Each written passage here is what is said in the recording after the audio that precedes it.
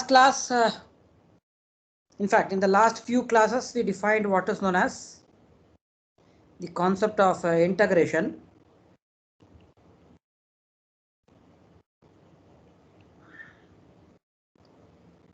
Right, and in this we saw three main theorems. One is what is known as the monotone convergence theorem.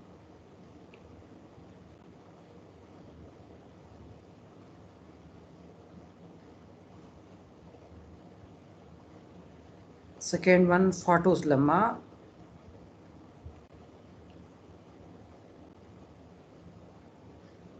And the third one is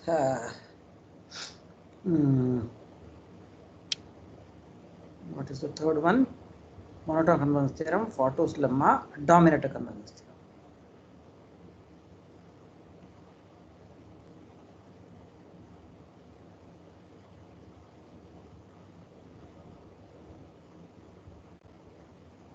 Right, so these are the three main pillars of the theory of integration, so which is very, very important. Right. So now we are going to study spaces that are related to what is known as the so-called integration. That is functions which are p times p integrable. Right.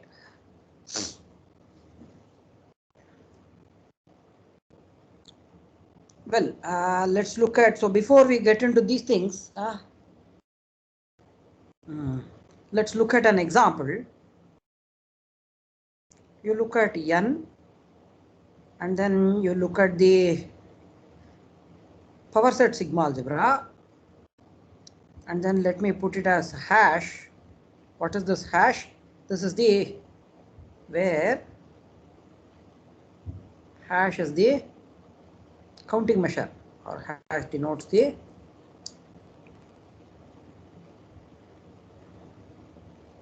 counting measure.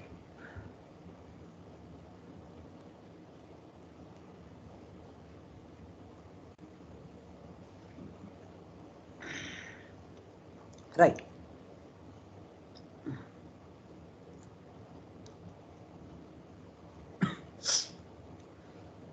Now suppose that I have a function f from n to c. Right, I have a function. Now what does this represent? Integral over n f d hash.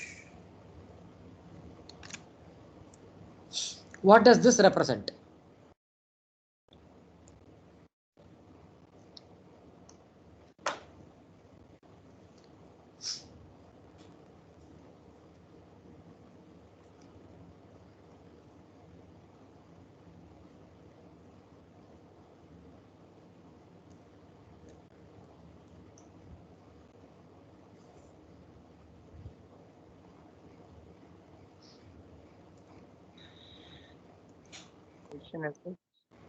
Where estimation fn where n varies over n.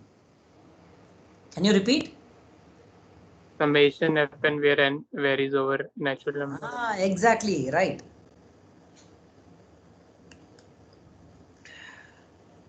Well, how do you show this?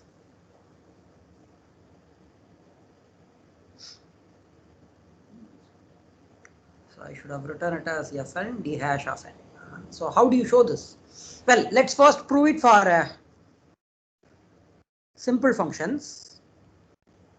Let's assume that, so this is simple. Yes, so now how do you do this? What is this one? Integral. Well, if you have this and if you know that this is simple, then what is this f in this case?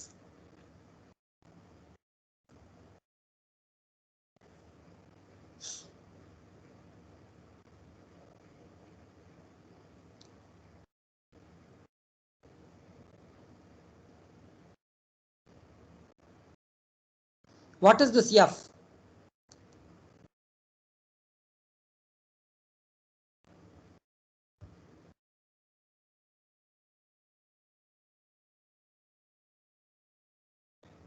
So because it is simple, implies there exists a finite set.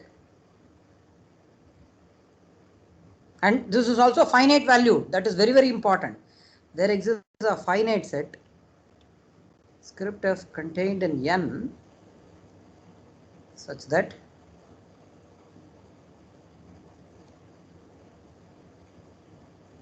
f can be written as summation over n in script f at n chi at singleton n. Right? Yes or no? Is this clear?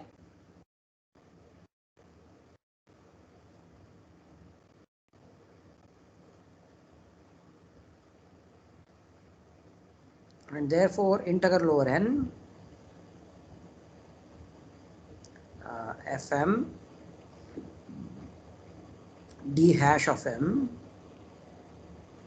which by definition is going to be summation over n in n, sorry, not in n,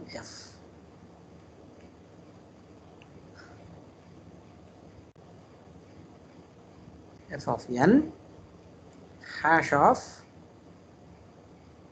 singleton. And what is the measure of singleton n?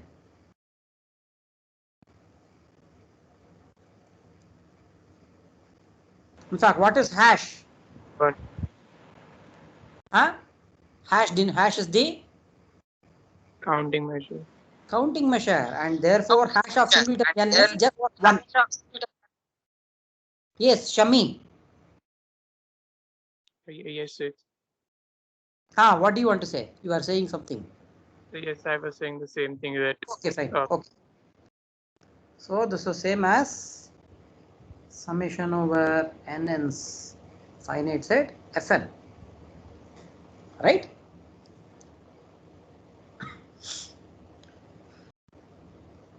So now if you have a function from n to 0 to infinity, well, if it is 0 to infinity, it doesn't matter. Well, let's look at only finite case for the time being, because that's what we are interested in. Fine. Yes. So what will happen to this one?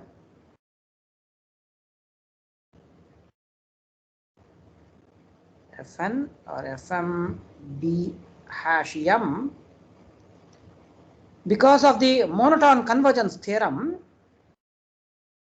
I can write it as, you can note that f can be written as limit n tending to infinity fn, where, see, you can notice that fn is summation. Well, I will write it as maybe but summation k running from 1 to n f at k chi at singleton k. Right? And therefore this is because of monotone convergence theorem. This is same as limit n tending to infinity integral over n fn at m d hash m. And just now we proved for this kind of functions, for simple functions, and these are all simple. And therefore this is limit n tending to infinity summation k running from 1 to n f of k. This is what we saw. So now if I let n tend to infinity, this is nothing but summation over n in n fn. Right? So therefore, if f from n to c, then integral over n fm d hash m is nothing but summation over n in n fn. Right? Fine. So we are not claiming anything about finiteness here. So this integration, the value of the integration, we are not claiming that it is finite. Right. So now we know, we have seen what is this LP? What is this LP space? Somewhere we have seen, some course or the other we have seen the space.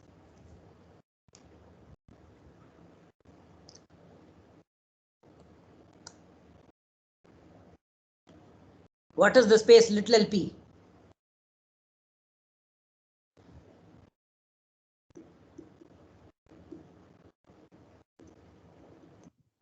A set of all sequences is such that summation of mod xn is of p whole power 1 by p is finite. Exactly right.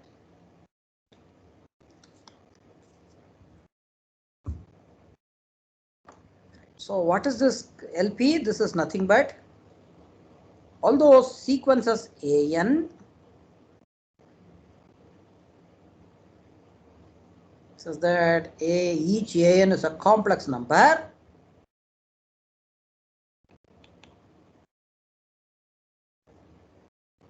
And summation over n in n mod AN power p. This is finite.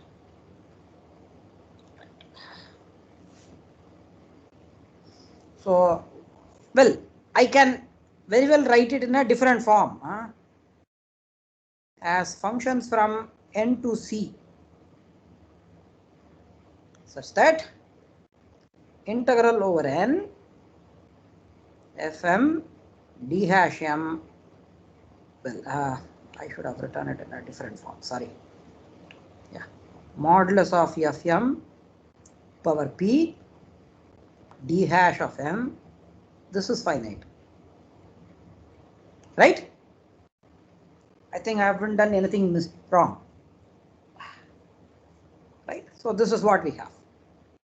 And we know something more about the space. What is that?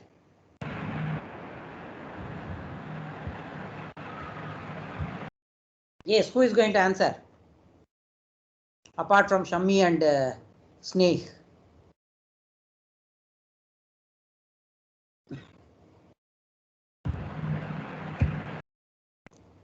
Yes, Sanket, you wanted to say something. No, sir. Okay. Anjali?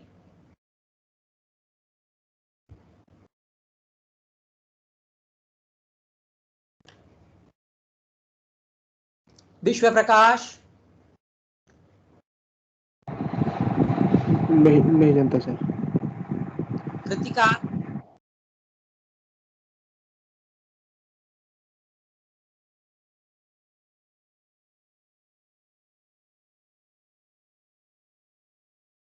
Nirmal?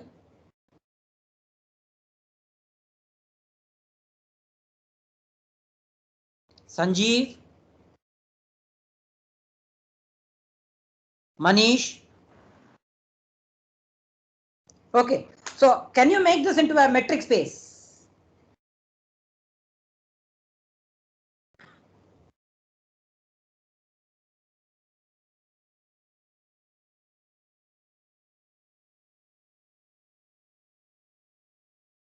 Can you make this into a metric space? This you must have seen in real analysis.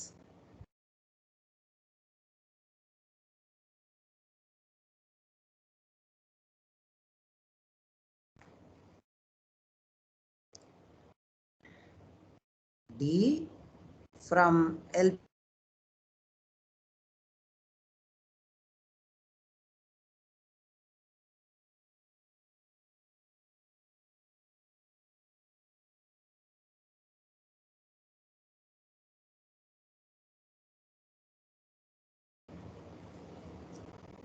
Yes, who is going to define this?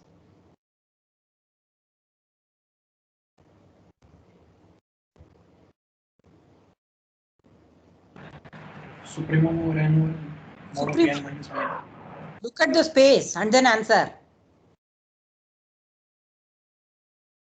Look at the space and then answer.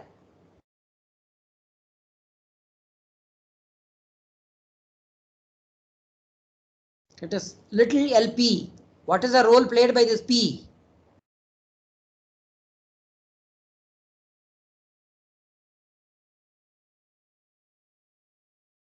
Summation over n mod an power p whole raised to the power 1 by p. Yes.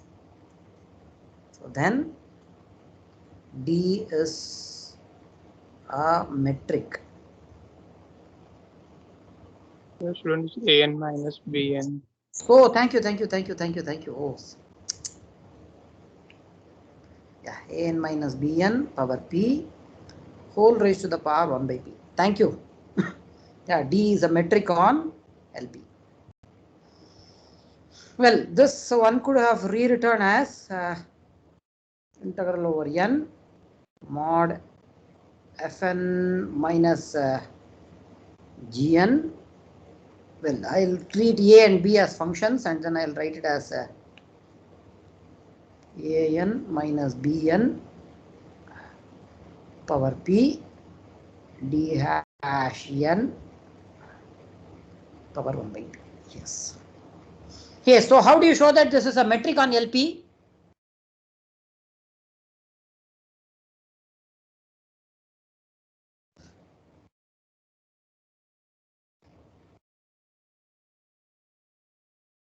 Well, before that we need something more. That how do you make sense of this an minus bn? Well, that we'll see later. Okay, that we'll see later. Nothing to worry. We'll see later. Yes. So how do you? Well, so how do you show that this is a metric?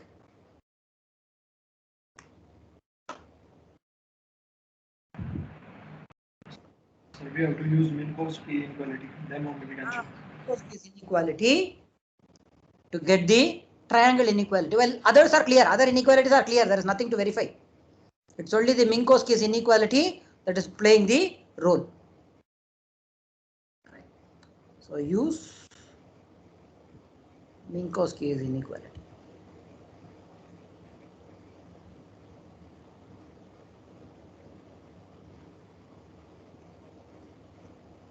And by the way, what is Minkowski's inequality?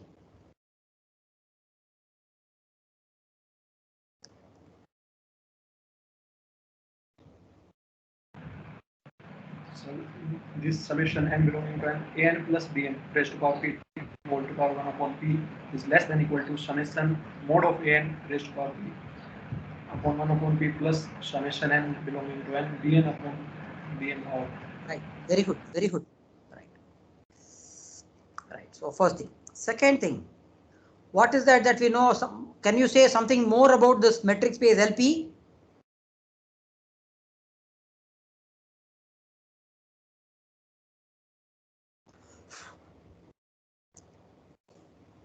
Vector space. Well, in terms of the metric properties. So first, let's finish the metric properties and then we'll come forward. And then we'll move forward. It is complete. So this LP equipped with the above metric D. This is a complete metric space. Right. And not only that, this LP with respect to, well, this LP can be made into a vector space. So this is a C vector space.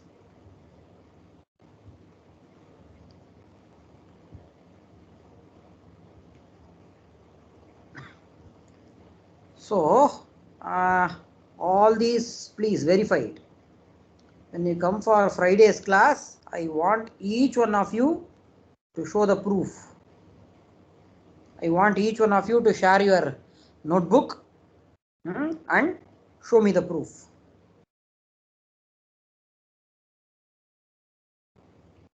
Right. For all these. Well, so this is only for 1 less than or equal to p less than infinity. What happens at infinity?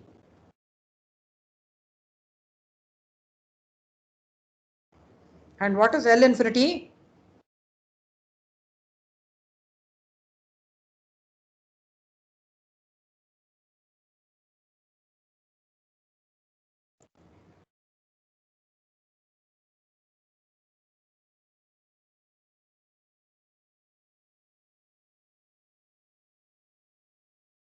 What is L infinity?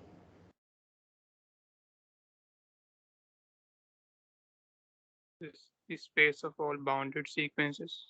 Bounded sequences.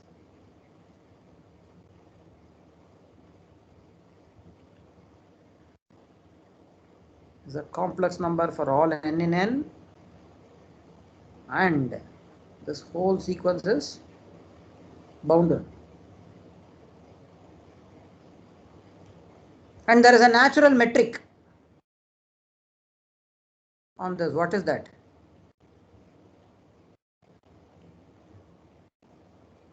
Because it is bounded, supremum over n in n,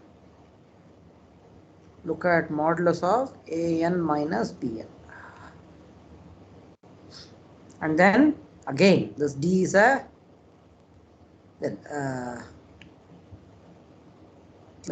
first thing, d is a metric on L infinity. L infinity equipped with this metric, it's a complete metric space.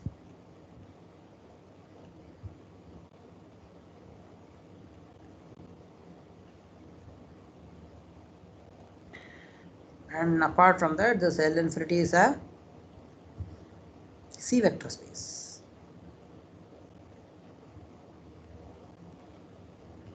Right.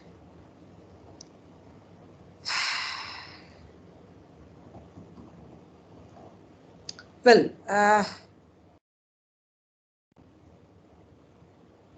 there is again one more thing that you can again notice is that for 1 less than or equal to p less than q less than or equal to infinity, which one is bigger, LP or LQ?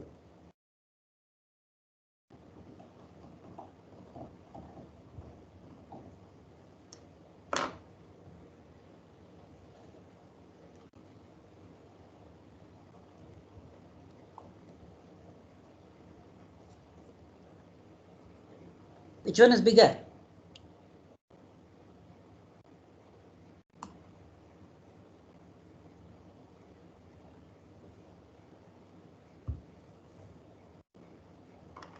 LQ. LQ. In fact, it's a proper subspace. It's a proper subspace. Again, exercise. All these you have already done in your real analysis course. Please brush up, verify these exercises. Right. So what are we going to do now? Why should I write all these? So whatever we have written is for the corresponding to this measure space. Whatever we have written is something that corresponds to this measure space. Right. That's what we are going to see. That means the whole process can be repeated again for a general measure space, and we'll see that most of what we have written are all true, except this last one. This statement is true only for little LP spaces. Right. So now for 1 less than or equal to p less than infinity. Let me write down script LP, which depends on omega A mu. Well, so let's begin with so let omega A mu be a measure space. Now for 1 less than or equal to p less than infinity. defined as all those functions from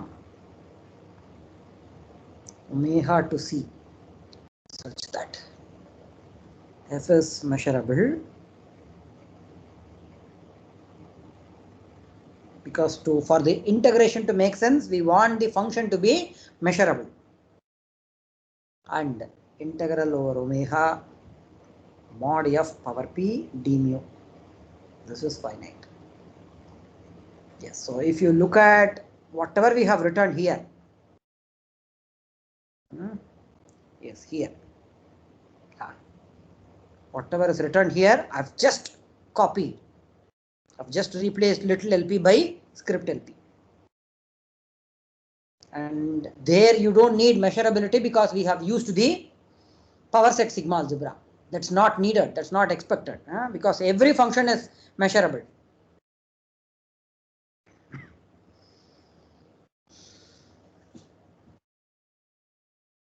Right. Fine. Now let's proceed further.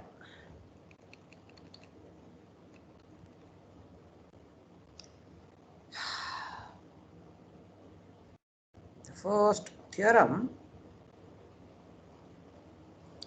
So one thing that we wanted is what is known as, the first thing that we expected is what is known as this, that if you define for any two functions f and g, d of f comma g as integral over omega mod fx minus gx power whole power raised to the p whole raised to the power 1 by p. One will have to show that it's a metric, right?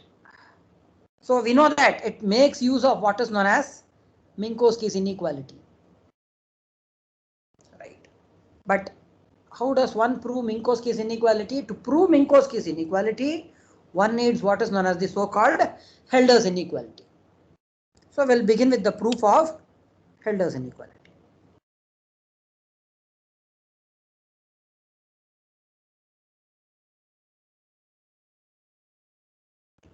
Right. Let 1 less than p comma q less than infinity, such that 1 by p plus 1 by q is 1. Let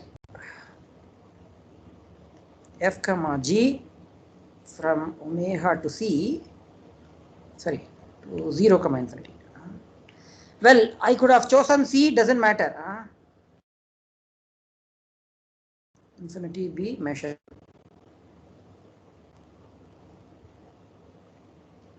Then I could have chosen c, but I will have to just rewrite the inequality. The inequality is not much different.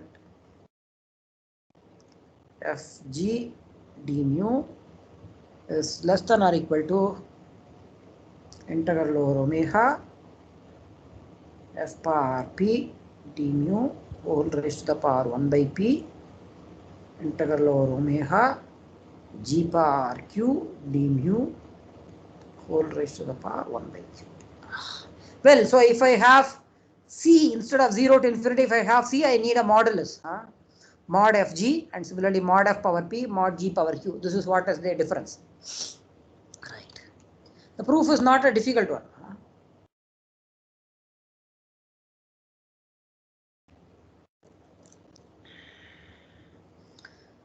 So let me call a as integral over omega f power p d mu raised to the power 1 by p, and b as omega g power q d mu whole raised to the power 1 by q. Right. So the proof what I'm going to do here is more or less the same as what you did in the case of little LP. Right. So if a equal to 0 or b equal to 0, then we are done.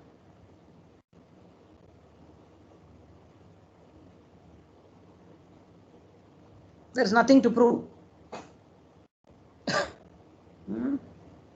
If one of them is 0, that means integral, for example, A is 0, integral over omega f power p d mu is 0. That means f power p is 0 almost everywhere. And because f is a positive function, which essentially means that f is 0 almost everywhere, which means fg is 0 almost everywhere. There is nothing to prove. You are only showing that 0 equal to 0. Nothing very serious. Similarly, the other way, the other end, if A equal to infinity or B equal to infinity, then again we are done. Even if one of them is infinity, whether your left hand side is finite or not doesn't matter. Your right hand side is infinity, so it's always true. Right. So let us assume that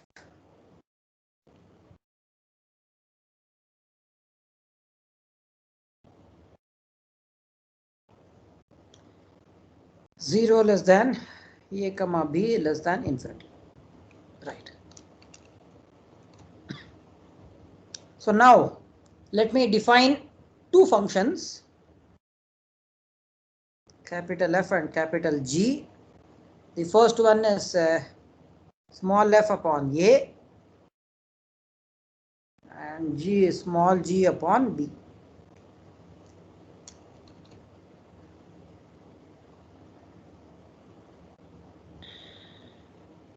Right. So if x and omega, because we are interested in, see, we know that because the A and B are finite, the measure of all those x and omega such that fx is finite. This set, well, the fx is infinity. That set should have finite measure. In fact, so that's a sigma finite set. So, well, so we are interested only in that part. We are not, because it is finite, we are only interested in that part where it is finite. On the infinite part, that part is going to be 0. So, well, let me put down here. So, for integration, so this much is known to us. If it is integrable, all those x and omega such that fx is infinity, this set has got 0 measure if f is p integrable. If it is p times integrable, power p integrable, then this set should have 0 measure, because otherwise the infinity part that will contribute to the measure that cannot happen. That will contribute to the integration which cannot happen. Right.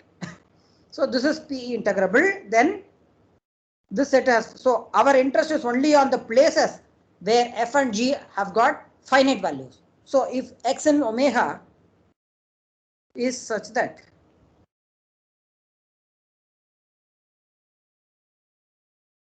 zero less than fx comma gx less than infinity, then, so I have a number where I have a point in the set omega such that fx and gx, they are neither 0 nor infinity. It is in between.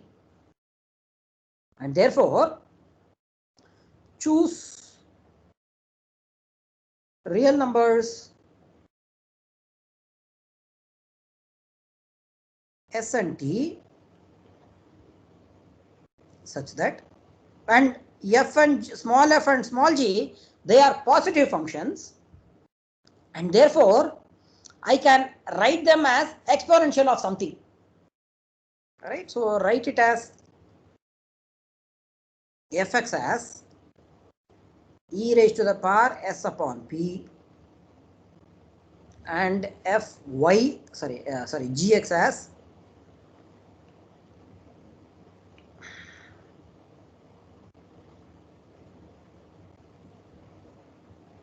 e raised to the power t upon p. Sorry, q. Right. Now, since what is our choice of P and Q? It is such that 1 upon P plus 1 upon Q is 1. Since this is, we have,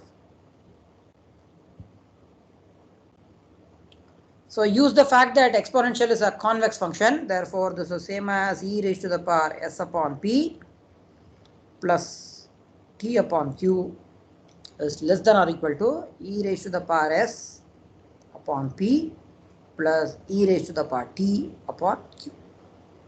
Right? So since exponential is a convex function.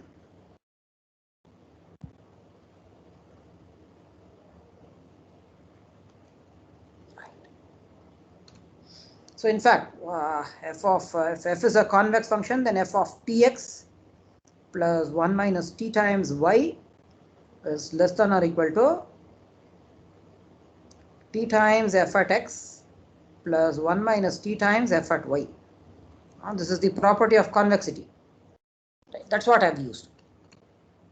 So that means, what does it tell us? Fx gx is less than or equal to fx power p whole upon p plus gx power q upon q. All right. And this is true for almost everywhere x in omega. All right. Now integrate this.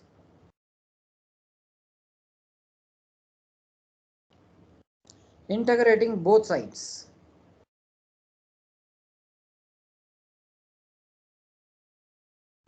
With respect to mu. So once you integrate, what do you get? So integral over omega fx gx d mu is less than or equal to integral over omega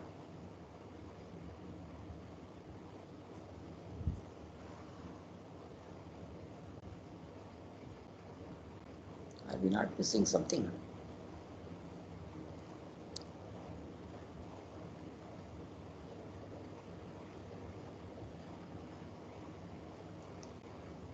Plus integral over omega gx power q. Right, so you have this d mu, and then now replace the values of fx and gx. So this will imply that fx upon a times gx upon b d mu is less than or equal to integral over omega fx power p upon p times a raised to the power p d mu plus integral over omega. This is gx power q upon b raised to the power q times q d mu. Right. Now a and b, they are only constants, therefore pull it out. So you will have integral over omega fx gx d mu less than or equal to ab times integral over omega. Well, you have p times a raised to the power p fx power p d mu plus ab upon q times b raised to the power q integral over omega gx power q d mu. Right. Well, you can manipulate. Well, this is going to be a raised to the power p minus 1. Sorry, 1 minus p. A raised to the power 1 minus p times b upon p. And what is this one? This is a raised to the power p, what I have. And similarly here I will have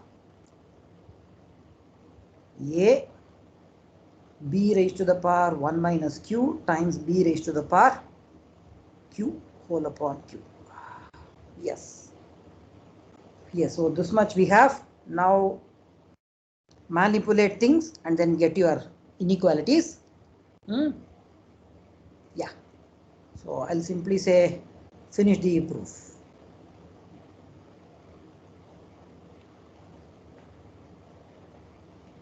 Yes, there is nothing very serious. You'll have to just multiply these two and then you'll get AB by Q plus AB by Q.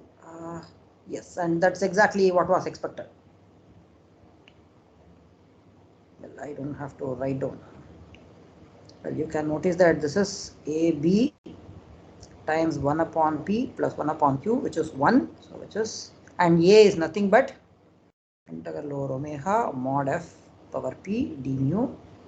Why do you want a mod?